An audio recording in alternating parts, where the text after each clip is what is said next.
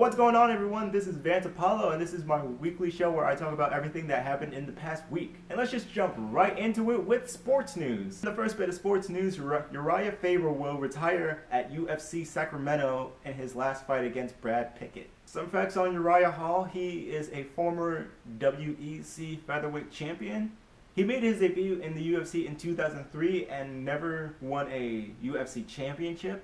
At the age of 37, Uriah Faber will leave the sport with a record of 43-10. Uriah Faber was also a coach in the UFC on the show Ultimate Fighter when it was Team Europe versus Team USA. And in the next bit of sports news, MMA has been banned in France. Under France's new combat sports regulations, MMA and also sports that deal with MMA have been banned in France. The French Sports Ministry sent out a press release on the subject saying that they have banned octagonal rings that the UFC uses. They've also stated that fights will take place on a carpet or a ring with 3 to 4 sides and a turnbuckle-like style post on each corner. The thing is, I feel like this is a weird ban because there are a lot of young MMA prospects that are French and they want to get into UFC, but now they can't because of the French banning of MMA, so they have to go somewhere else. So young French fighters who looked up to people like Conor McGregor and Michael Bisping can't really fight anymore. But I would love to know your opinion on it in the comment section down below. And now moving on to entertainment news. In the first bit of entertainment news is that a Knight Rider reboot has been in the works at Machinima. There's no director or actors signed on to this movie, but Justin Lin has set to produce this movie. The new Knight Rider is set to release sometime in 2017. It's not the first time that this 80s show has been brought back into the 21st century. In 2008, Knight Rider did make a reboot, but that failed after 1 or 2 episodes. I feel like the only way this TV series slash movie slash I actually don't really know what it's going to be, but whatever it's going to be, the only way it's going to be good is that I feel like if David Hasselhoff signed on to this project, then it can just be some weird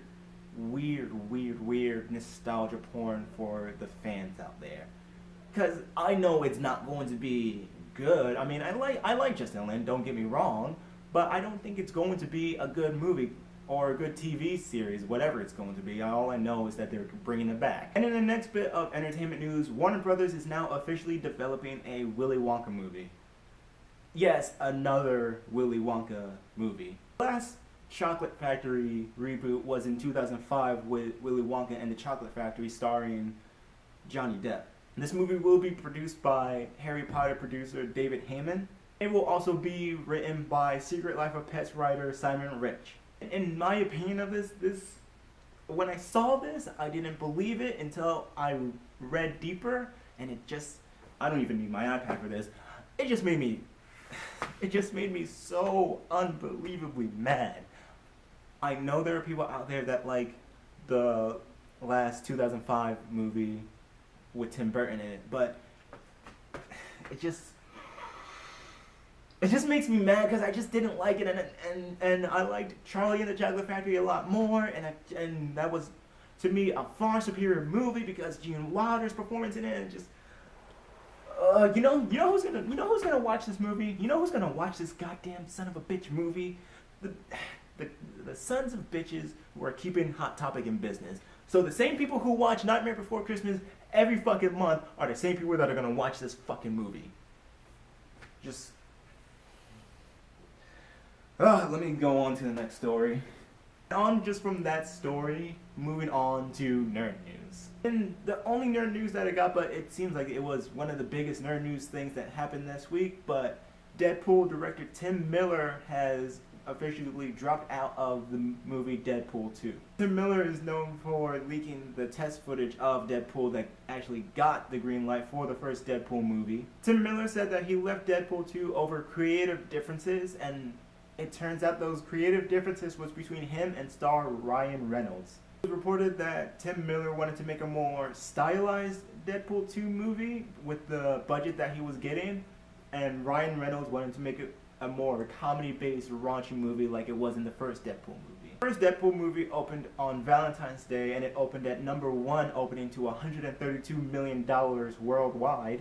There have been some fans petitioning over the internet saying that they want director Quentin Tarantino to direct this movie. It was announced on Thursday that John Wick director David Leitch will now be his new replacement. And I think David Leitch is a good replacement for Tim Miller for this new Deadpool movie because John Wick was so underrated and so amazing. But in my opinion, I think they either should have went to Edgar Wright for the new movie, or they should have went to Matthew Vaughn of X-Men fame for the new movie, because their two styles would have been almost a perfect match for this new Deadpool 2 movie.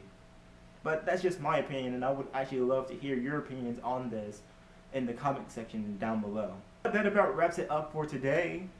But in the comment section down below, please, everything that I talked about in this video today, share your opinions on it, because I would actually love to know your opinions on actually the Deadpool one. I would love to know your opinion on who you think would be the perfect director for the new Deadpool 2 movie, or also who would be a great director for the Willy Wonka movie. I would love to know your opinions on everything I talked about today. Also, like and subscribe to my channel and share this video, and I will see you next time.